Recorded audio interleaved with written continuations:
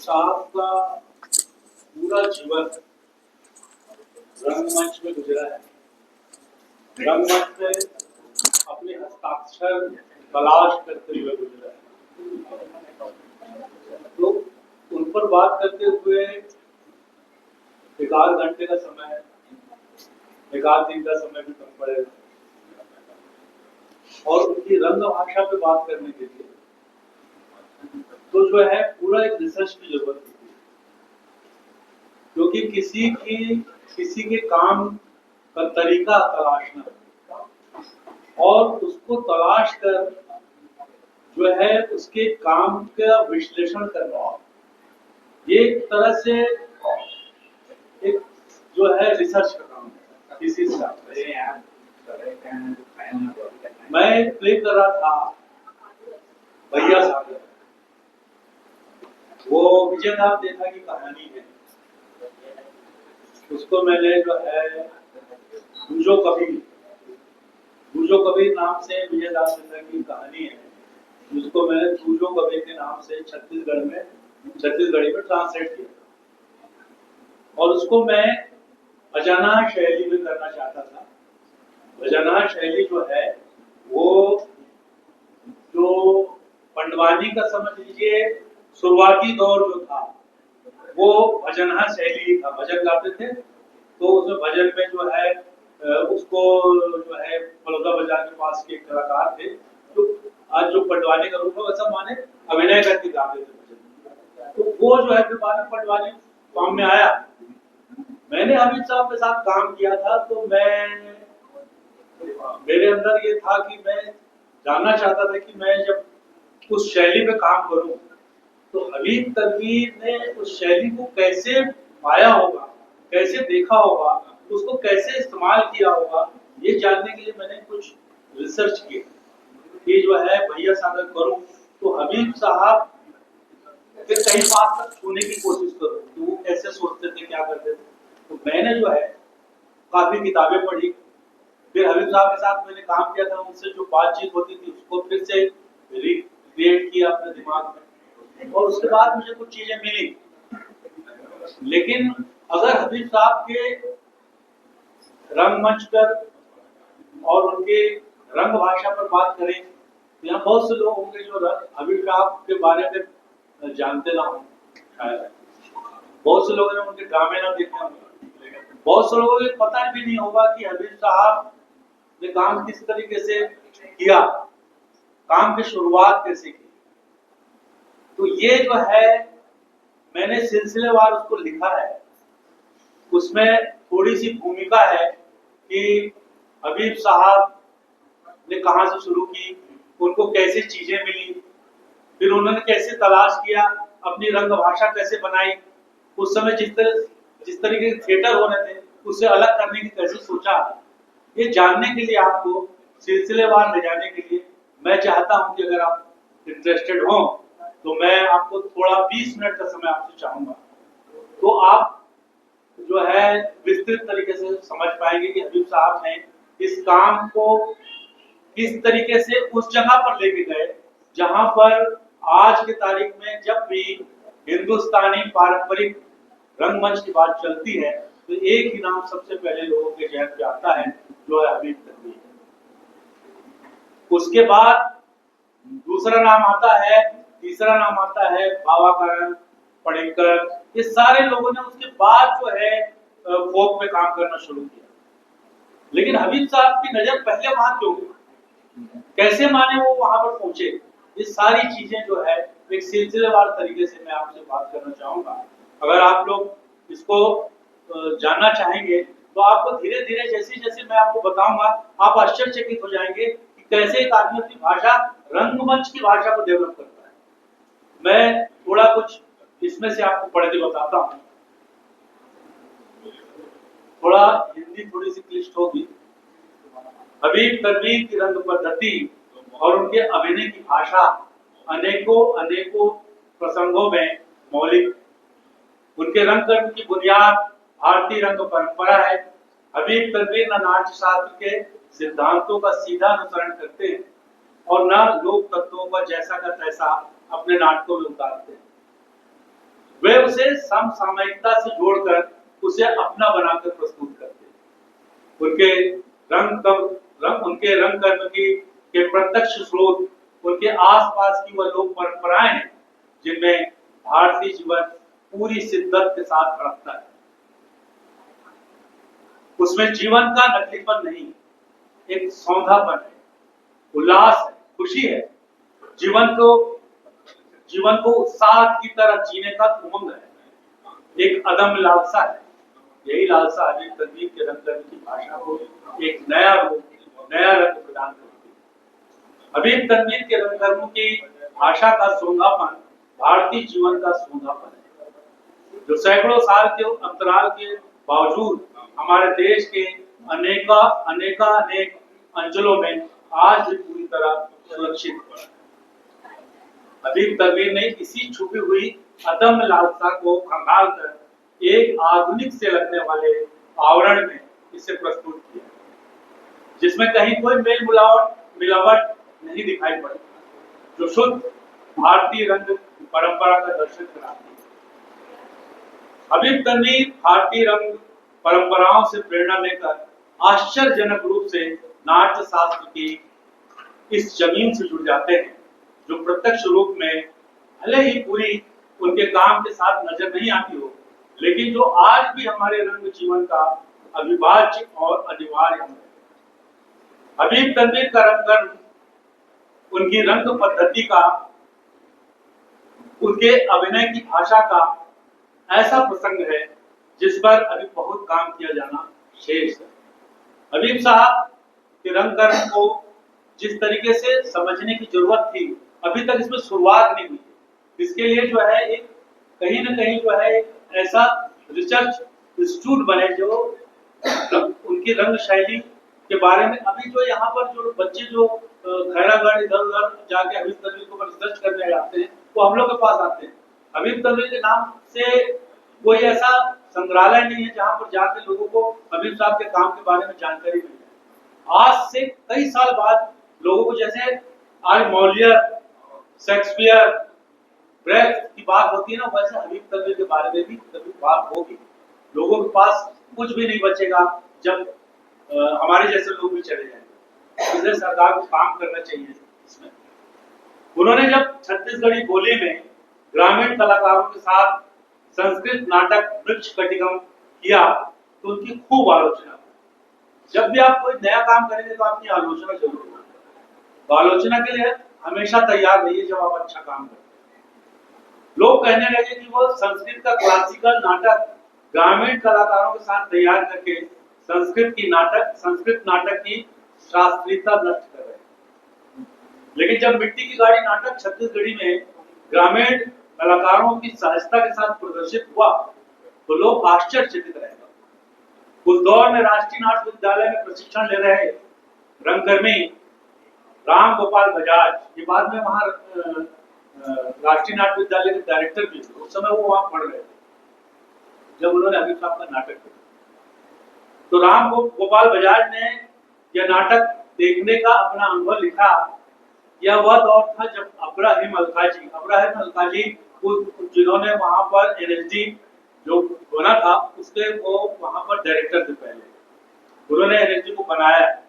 उनके जो छात्र हैं वो कोई नसीर बड़े बड़े कलाकारों के छात्र निकले। तो उस दौर में राष्ट्रीय नाट्य विद्यालय प्रशिक्षण ले रहे रंगकर्मी राम गोपाल बजाज ने यह नाटक देखने का अनुभव लिखा। यह वह दौर था जब अब्राहिम अलकाजी के नेतृत्व में राष्ट्रीय नाट्य विद्यालय रंगमंच प्रशिक्षण के पश्चिमी आधुनिक मॉडल का जादू बिखेर रहा था। क्योंकि अब्राहिम अलकाजी भी राडा से पढ़ के आए थे, हबीब साहब भी वहीं से पढ़ के आए थे। रॉयल एकेडमी राडा जो है ड्रामेटिक आर्ट। हमने जब शेक्सपियर, मॉलियर तथा महान ग्रीक नाटक देखने के बाद हबीब तनवीर का काम देखा तो हतप्रभ रहे। हम बेचैन हो थे। हमारे मन में जो सवाल थे उनके जवाब राष्ट्रीय नाट्य विद्यालय में नहीं थे। डिजाइन, डायलॉग, रंग विचारों की स्पष्टता आदि को लेकर हम पश्चिमी प्रभाव, उस प्रभाव के समानांतर हबीब का रंगमंच एक वैकल्पिक दृश्य रच रहा है। जब चरणदास चोर आया तो हम दंग रहे। हमें एहसास हुआ कि राष्ट्रीय नाट्य विद्यालय के प्रशिक्षण में कुछ कमी है। साधारण ये बजाज जी ने कहा है, साधारण मंची उपकरणों में पूरी प्रभाव उत्पादकता के साथ मिट्टी की गाड़ी और चरणदास चोर मंच पर घटता हुआ लोगों ने देखा तो राष्ट्रीय नाट्य विद्यालय के पश्चिम आधुनिक रंगमंच के जादू से ज्यादा हबीब तनवीर का काम देखकर लोग प्रभावित हुए। इसके पूर्व किसी ने भी संस्कृत वृक्ष कटिकम को भव्य मंची साज सज्जा के बिना कल्पना भी नहीं की। आगरा बाजार, हिरमा की अमर कहानी, जिन लाहौर ने व्याख्या जैसे कुछ एक नाटक में मंच सज्जा व अन्य मंची उपकरण का कुछ अधिक इस्तेमाल दिखाई देता है इन नाटकों में, लेकिन उनके ज्यादातर नाटकों में मामूली साज सज्जा ने शहरी रंगकर्मियों को बड़े नाटकों को कम साज सज्जा या आभासी सज्जा तैयार कर प्रस्तुत करने प्रेरित किया। उनके बहुचर्चित नाटक चरणदास चोर में मंच के बीच में 6x8 का प्लेटफॉर्म चबूतरा है, 6x8, और उसके पीछे बांस पर एक पेड़ की डगाल लगाई जाती है। इसी चबूतरे में सन्यासी का दरबार लगता है, यही मंदिर है, यही सरकारी खजाने का दफ्तर है, यही रानी का राजमहल है। माटी की गाड़ी में बीच में लगभग उतने ही आकार के वृत्ताकार गोल चबूतरा, उसके पीछे एक काले कपड़े में गहरे पीले रंग में उकेरी हाथी घोड़े की तस्वीर से एक चौकोर बड़ा दरवाजा जैसा आभास तैयार किया जाता है। फिर इसी चबूतरे में सारी महत्वपूर्ण घटनाएं घटती रहती। यही वसंत सेना व चारुदत्त का घर और यही न्याय मंदिर बेहद मामूली रंगमंची उपकरण से नाटक में गैर मामूली प्रभाव पैदा करने का हुनर हबीब साहब को छत्तीसगढ़ी नाचा से मिल गया, जो बाद में उनके अधिकांश नाटकों में नजर आता है। नाचा के कलाकार अपने अभिनय से निराकार को साकार करने की कला में माहिर होते हैं। छत्तीसगढ़ी नाचा में एक चबूतरे में अभिनेता अपने अभिनय से दर्शकों को यकीन दिलाता रहता है, ये देखो आसमान, ये देखो धरती, वो चांद, ये दुकान, ये मकान, ये बाजार, और अपने अभिनय से दर्शकों के लिए वह सब कुछ मंच पर उतार लाता है। निराकार को आकार देना ही रंगमंची अभिनय है। और लोक कलाकार इसमें शहरी रंगकर्मियों से कहीं ज्यादा माहिर है। भरत मुनि ने भी कहा है कि अभिनेता का अभिनय नाटक का मूल तत्व है। यदि अभिनय कमजोर होगा तो अन्य मंची उपकरणों के सहारे की जरूरत पड़ेगी, वरना मामूली मंच सज्जा या साधारण रंगमंची साधनों में भी एक समर्थ अभिनेता अपने अभिनय से मंच में सब कुछ साकार करने में समर्थ हो सकता है। लोक कलाकारों का सहज अभिनय देखकर हबीब साहब ने निश्चित कर लिया था कि मंच पर नाटक खेलने के लिए सहज अभिनय के अलावा किसी और उपकरण की वैसे कोई खास जरूरत नहीं होती, उसके बिना नाटक हो सकता है।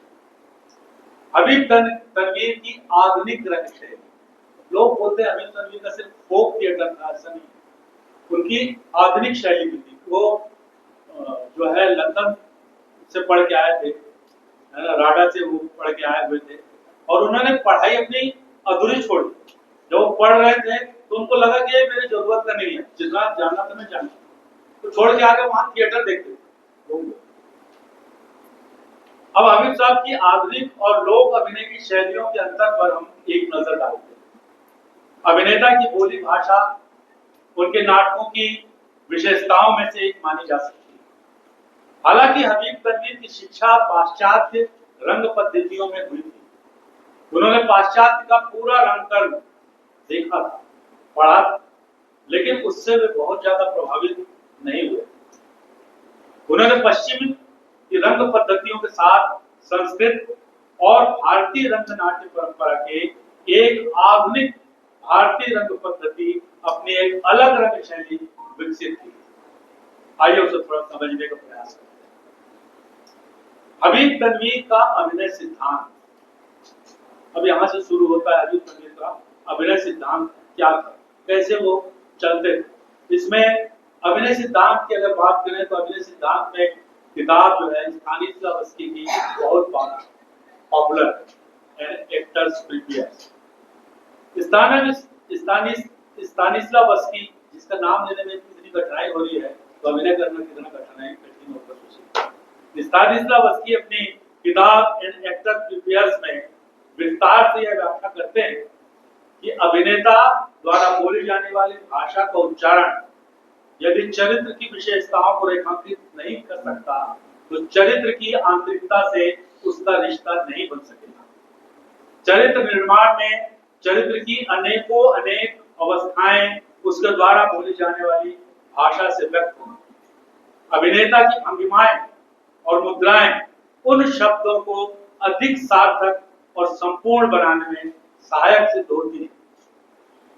इसी संदर्भ में स्तानिस्लावस्की का यह प्रयोग भी सामने आता है जब उन्होंने मैक्सिमम गोर्की के नाटक द लोअर डेप्थ के अभ्यास के दौरान अपने कलाकारों को गरीब मजदूरों और सर्वहारा लोगों की बस्तियों में समय बिताने भेज दिया, जिससे उनके अभिनेता नाटक में वर्णित चरित्रों की भाषा, भाव भंगिमाएं के साथ उनके आचार विचारों का समावेश अपने अभिनय में कर रहे हैं। स्तानिस्लावस्की का विचार था कि जब तक अभिनेता चरित्र के अनुकूल भाषा का प्रयोग नहीं करेगा तब तक उसका अभिनय प्रभावशाली नहीं बन सकता। चरित्रों की सूक्ष्म अति सूक्ष्म मनोवेगों को हुबहू उतारने में यह युक्ति बहुत कारगर सिद्ध हुई भी।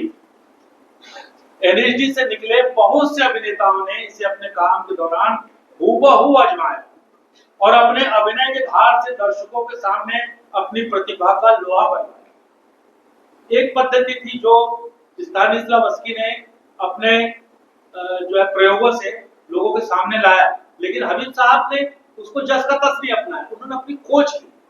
देखो जब तक कोई भी रंगकर्मी, देखो जो है महाराष्ट्र में नाटक को प्रयोग बोलते हैं, है ना, जैसे वैज्ञानिक प्रयोग करता है। जब तक रंगकर्मी प्रयोग नहीं करेगा तब तक नाटक में उसका अपना क्या दिखाई देगा। तो हबीब साहब के जो समकालीन थे वो माने देखी हुई चीजों को रच रहे थे, वो कुछ नया करना चाहते थे।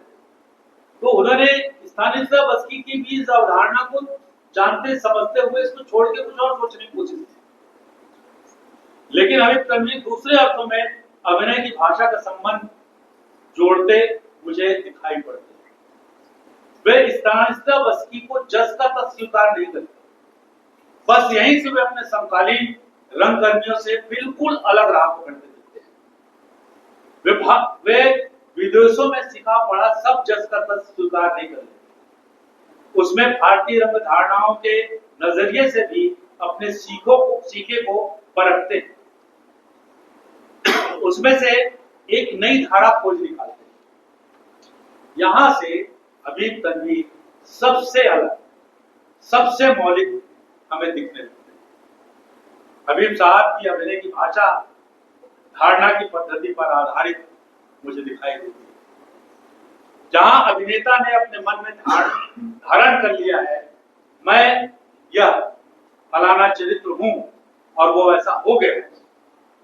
इस धारणा का सबसे अच्छा उदाहरण ठगों के अभिनय में मिलता है।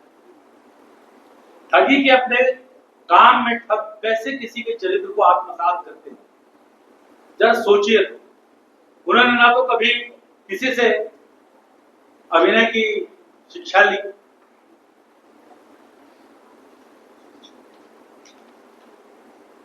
और ना कभी स्तानिस्लावस्की के यथार्थ अभिनय की अवधारणा से वे भी परिचित हुए, फिर भी अपने अभिनय से लोगों को प्रभावित कर बाध्य कर देते। जो है जैसा दिखाएंगे बताएंगे वही लोग देखें, माने, विश्वास करें और लोग मान भी। ये धारणा का सिद्धांत। अब हबीब तनवीर जो है रंगमंच पर वास्तविकता का भ्रम उत्पन्न करने से भी बचते रहे। यदि गौर से देखा जाए तो हबीब साहब की अभिनय संबंधी अवधारणा में ज्ञान का बहुत बड़ा पिटारा छुपा है, जिसे अभी पूरी तरह खोलकर देखा नहीं गया है। हबीब साहब अपने नाटकों से अभिनय की जिस भाषा की बात करते हैं वह चरित्र की भाषा नहीं, वह अभिनेता की अपनी भाषा की बात है। यदि पाश्चात्य रंगमंची अवधारणाओं में स्तानिस्लावस्की की अवधारणा के अनुसार अभिनेता की अभिनय पद्धति का विवेचन किया जाए तो कहा जा सकता है कि उसकी सबसे बड़ी सफलता नाटक के चरित्र के अनुरूप अपने आप को ढालने में, यानी अभिनेता अपना व्यक्तित्व, अपनी भाषा, अपनी सोच, अपने विचार चरित्र के अनुरूप ढालने की कोशिश करता है। लेकिन हबीब साहब की अवधारणा में अभिनेता की भाषा के जरिए दर्शकों को संबोधित करना या रंगमंच में वास्तविकता का भ्रम उत्पन्न करना नहीं है। हबीब साहब की प्रस्तुतियां देखकर या उनकी मंडली के साथ रहकर उनके काम की गहराइयों से पड़ताल करते हुए यह समझा जा सकता है कि हबीब साहब का उद्देश्य स्थानिस्लावस्की की धारणाओं से बिल्कुल भिन्न है। हबीब साहब जब कहते हैं अभिनय का गहरा संबंध भाषा से है तो उसका आशय है कि अभिनेता अगर ऐसी भाषा में चरित्र को प्रस्तुत करने की कोशिश करता है जो उसकी अपनी भाषा नहीं है तो अभिनेता सहज नहीं रहता है। इसलिए हबीब साहब के जो कलाकार थे, पहले तो हबीब साहब ने सोचा कि जो है वो उनसे अच्छे से हिंदी बोलवाए, कुछ माने उनकी डिक्शन सुधारे, लेकिन उसमें अभिनेताओं की जो भाषा में ध्यान रहता था तो एक्टिंग खराब होती। तो हबीब साहब ने क्या किया कि उनको खुला छोड़ दिया। हबीब साहब ने कभी डिक्शन ठीक नहीं किया, साहब बोल रहे हो, शाह बोल रहे हो, उसमें कभी नहीं किया। वो कलाकारों की भाषा को जैसा आपकी बोली भाषा है, जैसा उच्चारण है वैसा बोलिए, लेकिन एक्टिंग ऐसा कीजिए कि जिससे कि उससे आपका जो है उस चरित्र से जुड़ाव नहीं तो एक्टर जो है वो हमेशा जो है अपने भाषा पे अगर ध्यान रखेगा तो वो एक्टिंग उसकी जो है प्रभावित होगी। ये हबीब साहब का जो है ये उन्होंने जो है अपने प्रयोग के बाद इन्होंने सीखा है ना। अच्छा, शोक दृश्य, जैसे नाटक में जब शोक किसी की डेथ हो गई, शोक दृश्य भी होता है जब अभिनेता मर जाता है तो उसको वही नहीं छोड़ देते। हबीब साहब के लिखे नाटक में अंत में नायक या नायिका की मृत्यु होती है, फिर भी वो दर्शकों के मन में शोक का संचार नहीं करते। वो कौन सा तत्व है जो नाटक में शोक की या मृत्यु की स्थिति को आनंद में बदल देती है?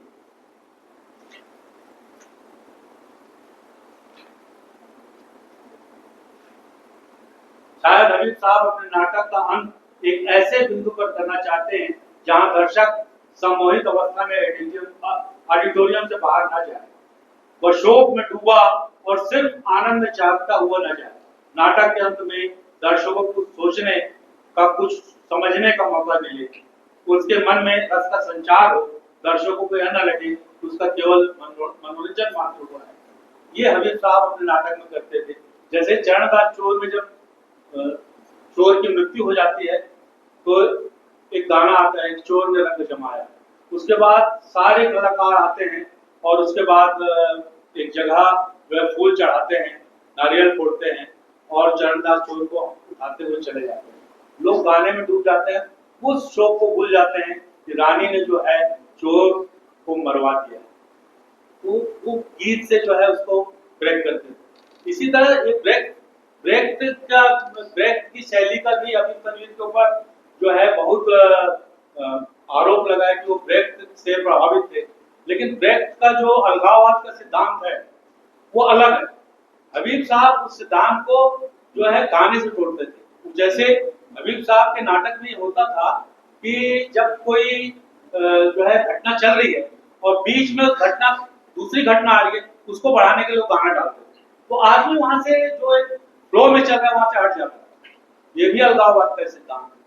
तो उन्होंने ब्रेक की चीज को लिया भी, उसमें अपनी चीज भी डाला। तो आप जो भी यहाँ रंगकर्मी है वो जो है कहीं से जो देखते हैं उसमें अपनी चीज डाल के जब उसको अपना बना के प्रस्तुत करते हैं तब वो नए सिरे में, नए तौर पे, नए जो है एक लिबास पे, नए माने पैकिंग पे वो प्रस्तुत होती है तो लोगों को मजा आता है। तो हबीब साहब की जो है ये थिंकिंग थी कि कोई भी चीज हो, वो एक ड्रामा भी जो किसी का उठाते थे उसको अपने हिसाब से जो है बनाते थे और उसका प्रस्तुत करते थे। तो जो है समय ज्यादा हो जाएगा, इसलिए मैं बात यही खत्म करता हूँ। आज हमीद साहब